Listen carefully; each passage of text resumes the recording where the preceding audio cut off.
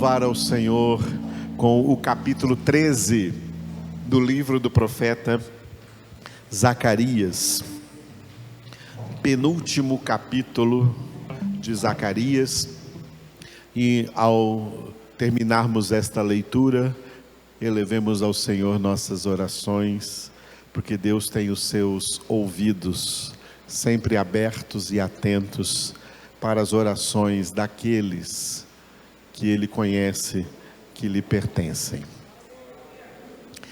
Zacarias 13, todos juntos.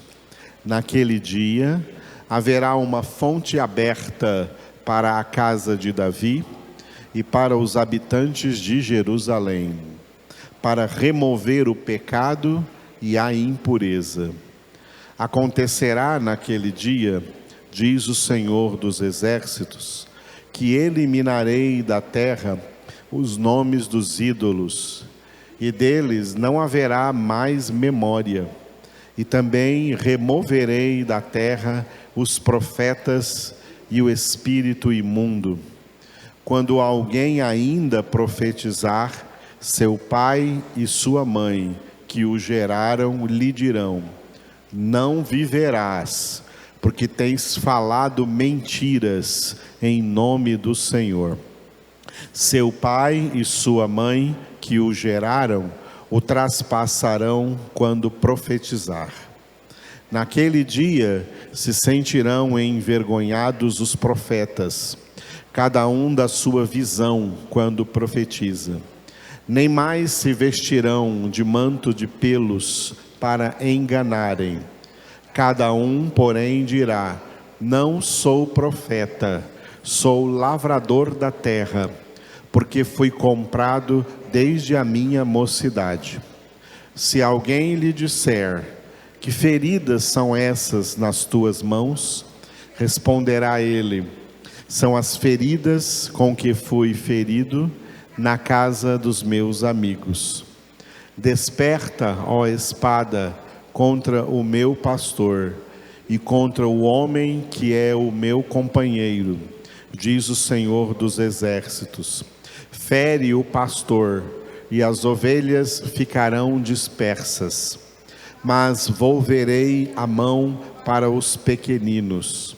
Em toda a terra, diz o Senhor, 2/3 dela serão eliminados e perecerão, mas a 1/3 parte restará nela. Farei passar a 1/3 parte pelo fogo e a purificarei como se purifica a prata, e a provarei como se prova o ouro. Ela invocará o meu nome e eu a ouvirei. Direi: é meu povo. E ela dirá: o Senhor é meu Deus.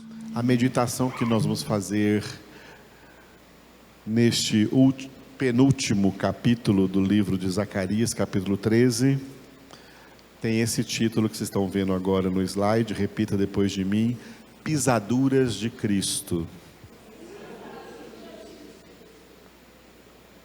Aleluia. Esse então aí hoje é o nosso tema em Zacarias capítulo 13.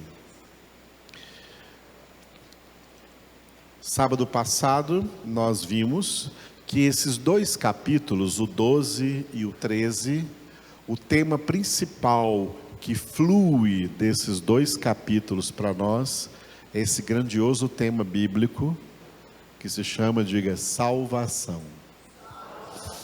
Aleluia. A salvação em Cristo Jesus. As maiores e mais importantes profecias do Antigo Testamento, desde Gênesis até Malaquias, é apontando para Jesus que viria como Salvador. Viria como Salvador. Aleluia. Agora ele já veio. Os crentes da antiga aliança viveram antes da primeira vinda de Jesus. Por isso havia aspectos diferentes na fé deles. Nós agora, os crentes da nova aliança, que vivemos depois que Jesus já veio, tem aspectos muito mais importantes na nossa fé, que é a fé cristã, a fé evangélica com base nos 27 livros do Novo Testamento, e que iluminam os 39 livros do Antigo Testamento, mostrando como o Antigo Testamento foi escrito para apontar para a pessoa mais importante que viria a esse mundo para ser o centro da nossa salvação. Jesus é essa pessoa. Jesus está aqui. É nele que nossos olhos espirituais devem ser firmados para sempre. Em nada mais, em ninguém mais, só Jesus. Eu gosto muito de uma passagem que tem nos Evangelhos da Transfiguração, que no final daquele evento da Transfiguração tem uma frase que os apóstolos que estavam ali, Pedro, Tiago e João, a ninguém mais viram, a não ser Jesus. Esse é o plano de Deus na nossa salvação, que nossos olhos estejam em Cristo. E aí qualquer outra realidade, ou pessoa, ou pessoas que nós vamos ver através de Cristo e discernir através de Cristo o que tem que ser discernido. Amém? Porque se você olhar para o mundo, olhar para as pessoas, sem essa lente espiritual de Cristo, a sua visão vai ser errada, vai ser equivocada, e aí também as suas ações. Então Jesus é o nosso Salvador. Em nenhum outro há salvação, porque debaixo do céu nenhum outro nome foi dado entre os homens, pelo qual importa que sejamos salvos. A Ele a glória. Muito bem, esses dois, o antepenúltimo e o penúltimo capítulo aí de Zacarias 12 e 13, tem esse título Salvação. Está dividido assim, eles têm uma introdução no capítulo 12, versículos de 1 a 9, cujo título é, diga, Restauração Espiritual. Temos que sempre enxergar nos livros proféticos do Antigo Testamento a dimensão histórica, a dimensão profética e a dimensão espiritual, tá? Na dimensão histórica, Zacarias viveu na época da restauração do povo de Israel, de volta da Babilônia para a reconstrução da sua nação. Mas o plano principal de Deus para com eles não era a reconstrução da nação, porque todas as nações vão passar, inclusive Israel. Era a restauração espiritual. O que eles não entenderam, só o remanescente fiel entende isso. O remanescente fiel é aquele pequeno grupo que Jesus chama de poucos escolhidos. Muitos chamados não enxergam as coisas espirituais, só enxergam coisas visíveis, materiais, vantagens visíveis, emocionais, que eles podem entender, mas não enxergam a verdadeira restauração que é espiritual. Esse é o plano de Deus, nos restaurar espiritualmente. E essa restauração progride no processo da nossa santificação. É por isso que a santificação é o centro da obra da salvação, que tem esses três níveis. Começa pela conversão, se desenvolve pela santificação e atingirá o seu clímax na glorificação. Jesus é o personagem central dessa obra, sem ele seria impossível. Sem Jesus não há conversão, sem Jesus não há santificação e sem Jesus não haverá glorificação. E para que nós, então, pudéssemos ter sido convertidos e pudéssemos hoje estar sendo santificados e com toda a esperança de chegar na glorificação, por nós ele foi, diga, traspassado e ferido. Esse é o título do desenvolvimento aqui dessa pequena parte, desse pequeno bloco aí de 2 capítulos 12 e 13. Esse desenvolvimento aí, traspassado e ferido, vai do capítulo 12, versículo 10, até todo o capítulo 13, que tem aí 9 versículos que nós lemos hoje. Concentrando-nos onde está o capítulo 13, diga de novo, traspassado e ferido. Esse texto aí, esse desenvolvimento, do 12:10 ao 13:9, traspassado e ferido, está dividido assim. O traspassado, no final do capítulo 12, do versículo 10 a 14. E o capítulo 13, que nós lemos hoje, com 9 versículos apenas, ferido. Ok? Jesus foi traspassado por nós, Jesus foi ferido por nós. Diga, Jesus foi traspassado por mim. Jesus foi ferido por mim. Diga para a pessoa perto de você aí, Jesus foi traspassado por você. Jesus foi ferido por você. Aleluia. Você vai morar no céu? Você só vai por quê? Levante a mão direita. Jesus foi traspassado por nós. Jesus foi ferido por nós. Esse é o alto preço que Jesus pagou pela nossa salvação. Aleluia.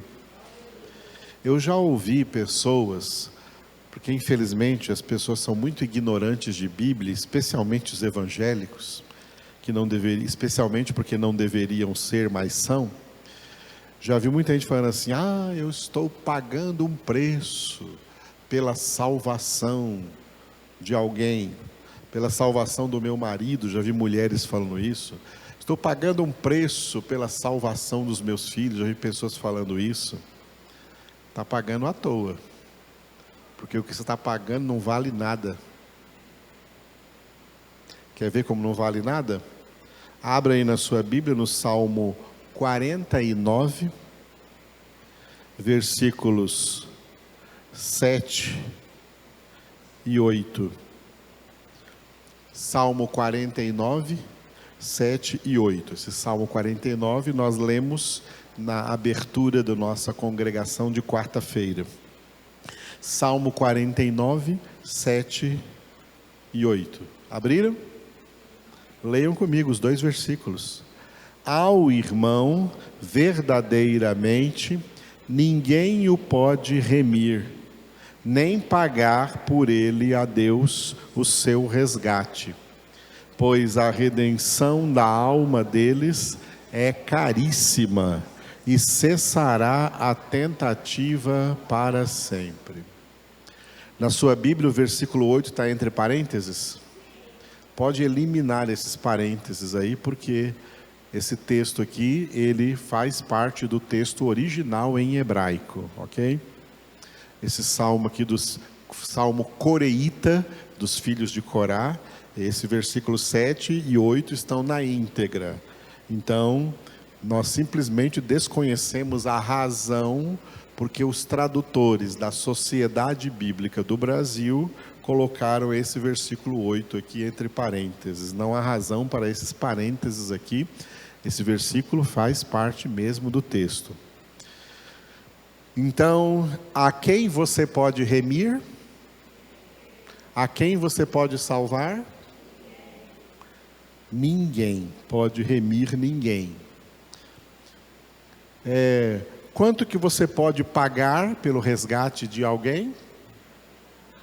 Quanto que pode pagar? Que preço você pode pagar para resgatar alguém, para salvar alguém? Que preço você pode pagar? Nenhum. Ninguém pode remir, nem pagar por ele a Deus o seu resgate. Porque a redenção da alma de qualquer pessoa é caríssima. E o único que teve recursos para pagar foi o Pai, nos dando seu Filho Jesus. Os religiosos, as religiões e a religiosidade continuam ensinando as pessoas a serem pagãos. Continuam ensinando para as pessoas paganismo, que elas podem ganhar salvação para alguém pagando um preço que elas acham que as tornam merecedoras diante de Deus de receber o que elas estão pedindo em troca do sacrifício, seja qual for que ela esteja fazendo. Isso é heresia. A heresia que domina a religiosidade, as religiões e os religiosos, e não salvam nem sequer a si mesmos. Não pagamos preço. Por isso a salvação é pela graça do Senhor Jesus Cristo. Por isso, o versículo 8 aqui pode ser encarado, a parte B dele, como uma exortação. Para de tentar. Cesse a tentativa para sempre. Pare de tentar ficar pagando preço pela salvação de quem quer que seja. Nós queremos e gostaríamos que muita gente fosse salva, mas a única coisa que Jesus deixou para nós fazermos é pregar o Evangelho para eles. Prega o Evangelho. Quem crer e for batizado será salvo. Quem não crer será condenado. Isso não depende de nós. Fazer alguém crer não depende de nós. Fazer alguém ser salvo não depende de nós. Por isso não depende de quem quer, Romanos 9. Não depende de quem quer, nem de quem corre, mas de Deus usar a sua misericórdia, que Ele já teve antes da fundação do mundo, para escolher para essa grande salvação aqueles que Ele escolheu em Cristo para serem santos e irrepreensíveis diante dEle em amor. Isso é palavra de Deus. E é assim que nós temos que aprender a verdade. Como tem gente que se diz evangélico e enganados por falsos evangelhos. Não adianta pagação de preço. Deus não aceita nenhum preço que a gente pague. Só o preço que Ele mesmo pagou por nós. Amém? Glória a Deus. Por isso Jesus foi traspassado e ferido. Esse capítulo 3 aí, cujo título é, repita, ferido. Ele está dividido assim. Do 1 ao 6 fala de purificação, ok? Purificação. A salvação envolve purificação. E como que acontece essa purificação? Ela acontece por meio da ministração da palavra de Deus. João 15:3. Jesus disse: vós estáis puros, mesma coisa de limpos, estáis limpos pela palavra que eu vos tenho falado. É a palavra do Senhor que opera a purificação, e essa purificação é um dos apelidos da santificação, sem a qual ninguém verá o Senhor. A santificação acontece pelo ministério da palavra de Deus, como Jesus orou por nós em João 17:17, santifica-os na verdade, a tua palavra é a verdade. O grande problema dos muitos chamados e dessa maioria de crentes desviados da verdade, e hoje os desviados são diferentes dos desviados de antigamente. Antigamente os desviados eram aqueles que paravam de vir na congregação. Ou fulano não está vindo mais, está desviado. Não. Hoje os desviados estão dentro das congregações e até com título de pastor e pregando nas congregações. Mas desviados da palavra, desviados da verdade, crendo em heresias pagãs, crendo em falsas doutrinas e espalhando falsas doutrinas para as pessoas. E a Bíblia diz que eles fazem isso. O apóstolo Pedro disse que eles fazem isso em 2 Pedro capítulo 3, deturpam as escrituras para a sua própria perdição.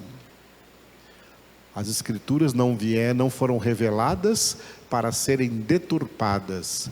As escrituras foram reveladas para serem o instrumento de Deus na nossa purificação. A palavra de Deus nos purifica. Pela palavra de Deus somos lavados, nos tornamos puros e passamos então a ser incluídos no que Jesus disse lá no início do Sermão da Montanha: benditos os puros de coração, ou limpos de coração, porque verão a Deus. Aleluia. Muito bem. E do 7 ao 9 nós temos uma palavra de, repita, provação. O nosso processo de santificação, ele é recheado de provas. Deus nos prova. Deus nos prova. E qual deve ser a nossa postura diante da provação? Aquela que Paulo disse a Timóteo em 2 Timóteo 2,15. Procura apresentar-te diante de Deus aprovado, como obreiro que não tem de que se envergonhar, que maneja bem a palavra da verdade. Tá? Manejar bem a palavra da verdade não significa que é o pregador que maneja bem, que prega bem. Não. Manejar bem a palavra é aplicar muito bem a palavra de Deus na sua vida. Na sua vida. No contexto familiar, no contexto profissional, no contexto social, aonde quer que você esteja, você está ali para viver a palavra, obedecer a palavra, praticar a palavra. E todos os dias Deus nos coloca em situações, em circunstâncias nas quais nós temos a oportunidade de obedecer a palavra ou de nos desviar dela e fazer o contrário. Nessa situação aqui, muitas situações aparecem em que nós somos tentados a desobedecer, porque na nossa cabeça parece que obedecer nessas circunstâncias vai me levar a alguma desvantagem. Acho que eu vou ter mais vantagem desobedecendo. Isso é uma prova. E se você desobedecer, você é reprovado. Se você obedecer, você é aprovado, porque você obedeceu, porque agiu conforme a palavra. Então você manejou bem a palavra nas suas circunstâncias, na sua vida prática, e ao praticar a palavra, você foi chamado por Jesus de homem prudente, que edificou a sua casa sobre a rocha. Os que ouvem as minhas palavras e as praticam é semelhante ao homem prudente que edificou a sua casa sobre a rocha. Virão as chuvas, virão os ventos, virão as enchentes e darão com ímpeto contra essa casa, mas ela não vai cair, porque ela está firme, edificada sobre a rocha. A rocha é a palavra, que é o próprio Jesus, que disse em Mateus 16:18: sobre esta pedra edificarei a minha igreja, e as portas do inferno não prevalecerão contra ela. Entrar no céu, entrar na glória, entrar na Nova Jerusalém, é a nossa definitiva aprovação. Só os aprovados entrarão lá, e todos quantos entrarem saberão: entramos aqui porque passamos por provação, porque passamos por muitas provas. No livro dos Atos dos Apóstolos tem um versículo assim: é necessário entrar no reino dos céus por meio de muitas provações, muitas tribulações. Por isso o apóstolo Pedro, que já passou por essa carreira que nós agora estamos passando, escreveu: olha, é com dificuldade que o justo é salvo. Que as provas não são fáceis, as provas são difíceis. É com dificuldade. Mas é aqui que Deus nos dá, na sua palavra, toda a condição de passarmos por todas as provas. Aleluia. Glória a Deus. Lá no final, no céu, terá pessoas que passaram por menos provas e pessoas que passaram por mais provas, dependendo de cada um, porque Deus sabe exatamente como provar a cada um. Deus não prova ninguém, ou uma pessoa, sabendo que essa pessoa não passará, não tem condições de passar nessa prova. Deus nos prova cada um de nós dentro daquilo que Ele sabe que nós já temos condições de passar pela prova. Olha como Deus é bom. Está vendo como Deus é bom? Quando você é provado, você tem que lembrar disso que eu estou falando aqui agora. Eu estou sendo provado porque Deus já me deu condições de passar por essa prova. Senão Ele não permitiria que eu estivesse sendo provado. Aleluia. E estão vendo como as duas coisas vêm da palavra? A purificação e a provação. A palavra nos purifica, e praticando a palavra nós passamos nas provas. Obedecendo a palavra nós passamos na provação. Por isso que Jesus foi ferido por nós. Aleluia. Versículo 6 é o nosso versículo chave aqui no capítulo 13, né? Se alguém lhe disser: que feridas são essas nas tuas mãos? Responderá ele: são as feridas com que fui ferido na casa dos meus amigos. Repitam vocês.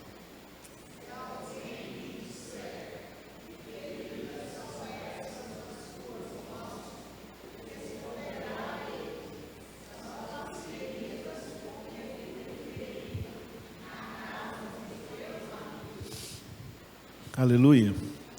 Essa palavra, né, que tem uma aplicação histórica para aqueles homens que eram profetas e Deus mandou eles pararem de profetizar, porque profetizaram mentiras e eles tinham que dizer agora que somos lavradores e não profetas.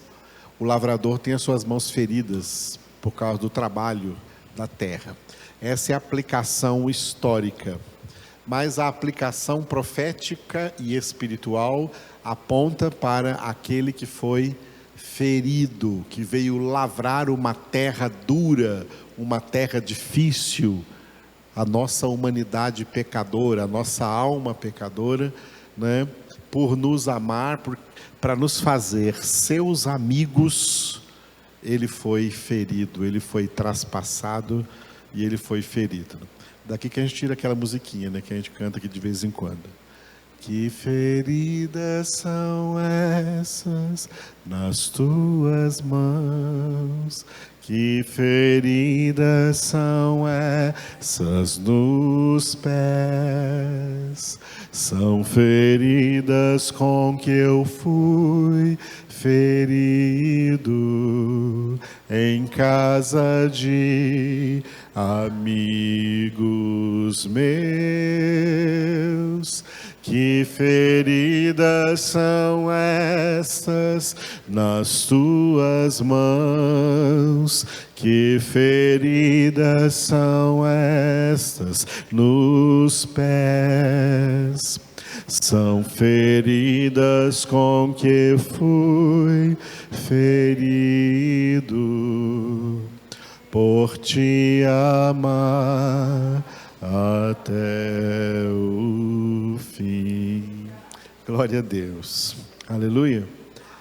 As feridas de Jesus. Jesus veio ao mundo para ser ferido, morto, sacrificado. Sacrifício. A salvação dos eleitos de Deus só é possível mediante o sacrifício de Jesus. O sacrifício que Jesus realizou. Na carta aos Hebreus nós lemos que não há redenção, não há remissão de pecados sem derramamento de sangue. Sem derramamento de sangue não há remissão de pecados. Para que a salvação fosse real, fosse algo efetivo, fosse algo que realmente ia funcionar, precisava de um sacrifício à sua altura.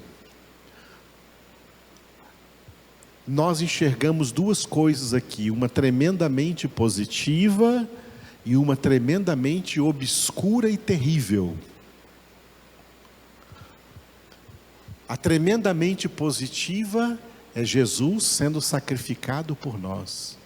Mas o tamanho desse sacrifício, o preço que custou ao Pai esse sacrifício, mostra o tamanho da culpa, o tamanho do pecado, a obscuridade, a dimensão de trevas que o pecado representa.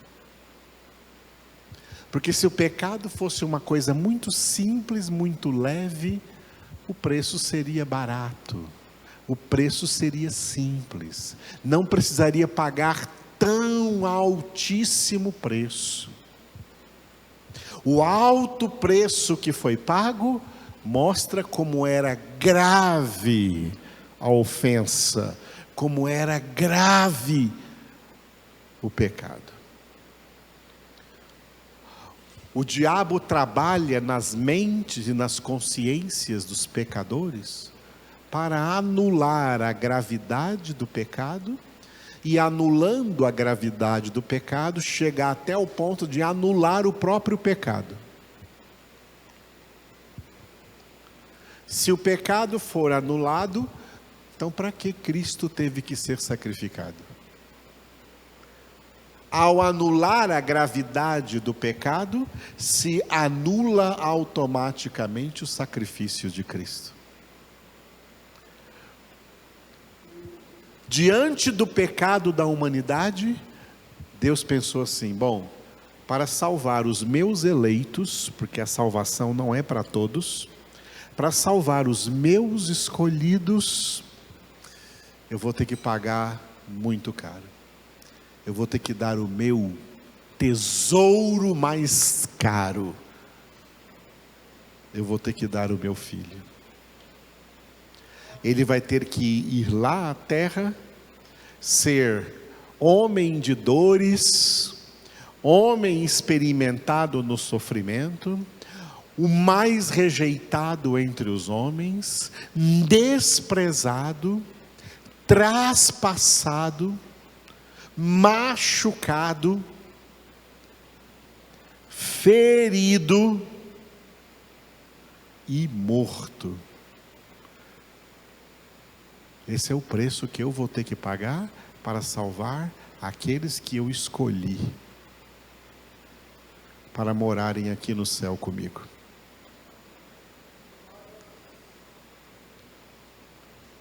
Aí entrou a mola propulsora do inigualável e incomparável amor de Deus para conosco. Jesus sempre foi o Filho amado do Pai. E por amor de nós, Ele deu esse Filho amado. Por amor de nós, Ele entregou esse Filho amado ao sacrifício mais duro, mais terrível que alguém poderia sofrer nessa terra. Jesus sofreu isso. Jesus sofreu isso. Tem um texto onde ele fala assim: apresentei a minha face para os que me arrancavam a barba. Apresentei as minhas costas para aqueles que queriam me ferir, e nela eles abriram longos sulcos. Jesus veio ao mundo pagar esse preço. E é um preço tão alto que seria suficiente, se esse fosse o plano de Deus, suficiente para salvar toda a humanidade. O preço que Jesus pagou, suficiente para salvar toda a humanidade. Por isso o apóstolo João escreveu esse versículo que vamos ler agora. Abra aí na sua Bíblia, 1 João, capítulo 2, 1 João, capítulo 2, versículos 1 e 2. 1 João, capítulo 2, versículos 1 e 2. Encontraram? Leiamos juntos. Filhinhos meus, estas coisas vos escrevo para que não pequeis. Se todavia alguém pecar, temos advogado junto ao Pai, Jesus Cristo o justo, e Ele é a propiciação pelos nossos pecados, e não somente pelos nossos próprios, mas ainda pelos do mundo inteiro. A palavra propiciação está ligada a um elemento que foi instituído por Deus para o povo da antiga aliança, que era um altar chamado propiciatório. O altar chamado propiciatório ficava no tabernáculo da antiga aliança, ou no templo, depois que Salomão construiu o templo, no lugar mais santo, o lugar que era chamado o Santo dos Santos. O altar era o propiciatório. Embaixo do propiciatório ficava a Arca da Aliança. E dentro da Arca da Aliança, as duas tábuas de pedra, escritas os 10 mandamentos, a vara de Arão que floresceu e um exemplar do maná, o pão que caía do céu no deserto para eles serem alimentados. O lugar mais santo era o Santo dos Santos. Ali era o lugar mais santo. E em cima estava o propiciatório.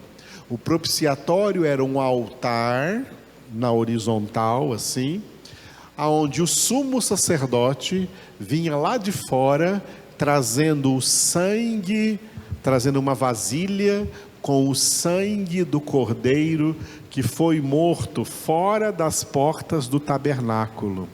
O cordeiro era morto, o animal era morto, fora das portas do tabernáculo, do lado de fora. Morto lá fora. Por isso Jesus foi morto fora da cidade de Jerusalém. Fora dos muros da cidade. O Monte Calvário era fora dos muros da cidade de Jerusalém. O cordeiro era morto fora do tabernáculo. Então esse cordeiro, o sangue dele era retirado dali, e eles então entravam, o sumo sacerdote entrava passando pelo átrio, depois pelo santo lugar, e depois pela cortina, pelo véu. Ele atravessava o véu que separava o santo lugar do santo dos santos, e quando ele passava pela cortina, passava pelo véu, ele estava de frente para o propiciatório, e ali naquele propiciatório ele então derramava o sangue do cordeiro que foi morto lá fora. E ali então Deus era propício. O que significa ser propício? Que Deus passou a usar de misericórdia para com as pessoas lá fora, porque os pecados delas haviam sido punidos na morte do cordeiro, e houve derramamento de sangue sobre o propiciatório. Sem derramamento de sangue não há remissão de pecados. Só que chega o Novo Testamento dizendo assim, que todo sangue de cordeiros mortos no Antigo Testamento não perdoaram, não purificaram os pecados de ninguém, porque aquela era uma celebração meramente profética, dizendo que o verdadeiro cordeiro ainda viria, e o seu sangue seria derramado. Por isso, Ele próprio, Jesus, é a propiciação pelos nossos pecados. E o sacrifício de Jesus foi tão perfeito, e tão suficiente, e tão alto, tão grande, que Ele é um sacrifício poderoso, tá? Poderoso, para ser a propiciação pelos pecados do mundo inteiro.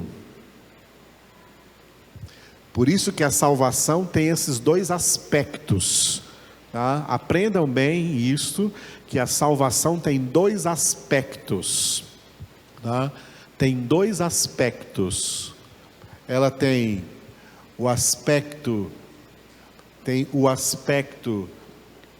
universal, e tem o aspecto especial. O aspecto universal e o aspecto especial. O aspecto universal da salvação demonstra que a salvação é uma obra tão perfeita, tão grande, tão poderosa. Universal significa que engloba todo mundo, que a obra da salvação, de que Deus realizou por meio de Cristo, o sacrifício de Cristo, é poderoso para salvar todo mundo. Esse é o aspecto universal que João fala aqui, ó. Pelos pecados do mundo, ele é a propiciação pelos pecados do mundo inteiro, no que diz respeito ao aspecto universal da salvação. Mas o aspecto especial é o aspecto do propósito, que visa o propósito de Deus. Apesar da salvação em Cristo ser poderosa e suficiente para salvar o mundo inteiro, a humanidade inteira, o propósito de Deus era especial para os seus eleitos, para aqueles que Ele escolheu antes da fundação do mundo em Cristo, para serem santos e irrepreensíveis diante dEle. Deus pega esse sacrifício de Cristo, que é poderoso para salvar todo mundo, e usa esse sacrifício para salvar só aqueles que Ele escolheu para essa grande salvação. É por isso, amados, que uma das qualidades de quem é eleito de Deus é a humildade. É por isso que nós nos humilhamos sob a poderosa mão de Deus. Senhor, o Senhor fez esse tremendo sacrifício para me salvar. Sacrifício que poderia salvar todo mundo, mas o Senhor não tem o propósito de salvar todo mundo, só o remanescente fiel, só os poucos escolhidos, e eu faço parte desses poucos. Eu tenho que me humilhar demais diante do Senhor, porque tanto quanto qualquer outro, eu sou totalmente indigno, eu não mereço isso. Esse era o sentimento, sabe de quem? Do ladrão que estava crucificado juntamente com Jesus, e só de acordo com o Evangelho segundo Lucas, ele foi salvo ali, ao lado de Cristo na cruz do Calvário. Ali ele foi, a salvação daquele ladrão é uma pregação prática da doutrina bíblica da eleição. Aquele ladrão não foi salvo porque mereceu ser salvo, ele foi salvo porque ele era um dos eleitos de Deus, um dos escolhidos por Deus antes da fundação do mundo, um daqueles que já tinha o seu nome inscrito no livro da vida do Cordeiro que foi morto antes da fundação do mundo, no propósito pré-estabelecido por Deus, e que já valeu para a salvação de todos que viveram antes de Jesus vir ao mundo. E uma das provas que aquele ladrão era um eleito de Deus é que no que ele falou com Jesus na cruz do Calvário, no que ele falou com Jesus ali, ele mostrou a humildade dos eleitos. Ele demonstrou que ele, com certeza não estaria no céu. Ele tinha certeza que ele não estaria no céu. Ele tinha certeza que ele não era digno, que ele não merecia. Tem gente por aí se sentindo muito digna. Tem gente por aí se sentindo muito merecedora. Ele não pediu para Jesus salvá-lo. Ele nem arriscou pedir para Jesus salvá-lo. Ele só pediu uma coisinha para Jesus, bem humana. Ele falou: Senhor, quando o Senhor estiver lá no seu reino, onde eu não vou estar, tá? Quando o Senhor estiver lá no seu reino, lembra de mim, tá bom? Desse dia aqui. Lembra-te de mim quando estiveres no teu reino. Eu sei que eu não vou estar lá, mas o Senhor vai. Então, lembra de mim.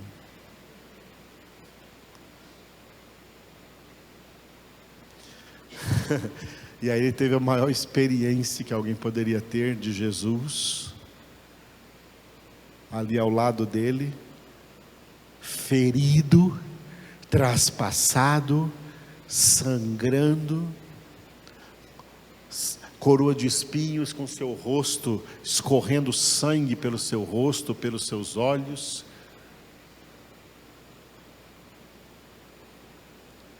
E ele ouvir da boca de Jesus, Jesus falar com ele: hoje mesmo você estará comigo no paraíso.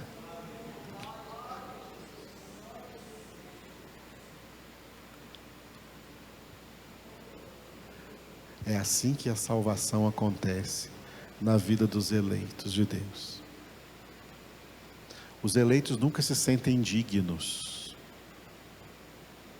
Quando Pedro entendeu quem Jesus era, ele caiu aos pés de Jesus e disse: afasta-te de mim, Senhor, porque eu sou um homem pecador.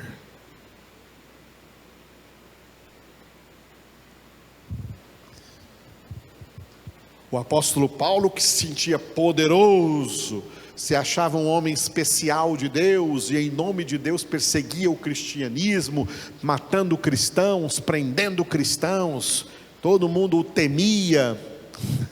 Jesus derrubou a prepotência dele por terra, porque é isso que acontece numa real conversão: a prepotência cai por terra, a arrogância cai por terra, a soberba cai por terra. E depois da sua real conversão, ao escrever as epístolas, Paulo fala assim,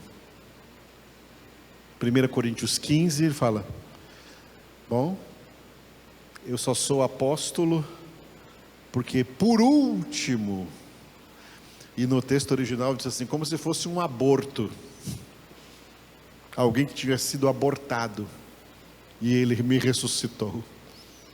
Ele me chamou por último. Eu sou o último dos apóstolos e eu sou totalmente indigno de ser chamado apóstolo.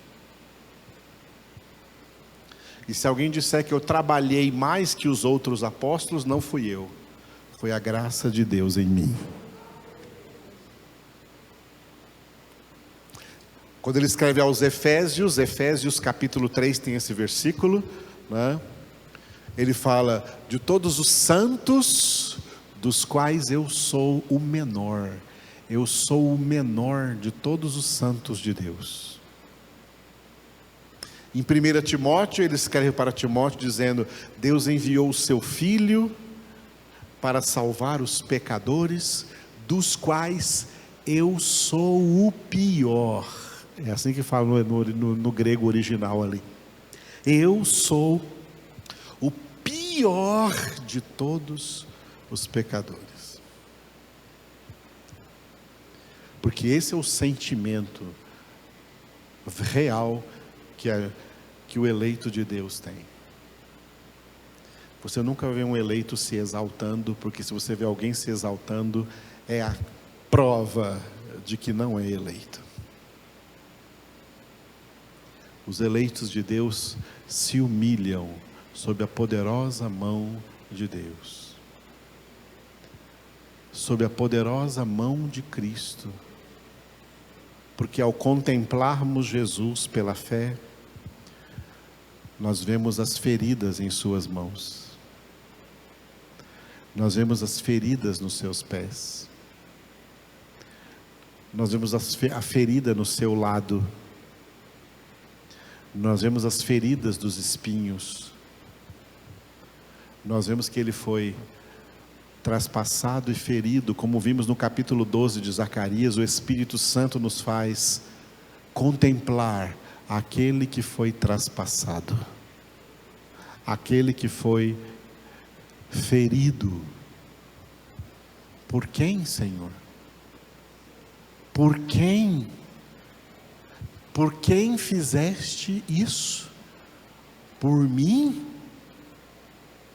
Eu não valho nada. O Senhor fez isso porque me quis, porque me escolheu para a tua glória, para fazer resplandecer sobre mim a luz da sua face.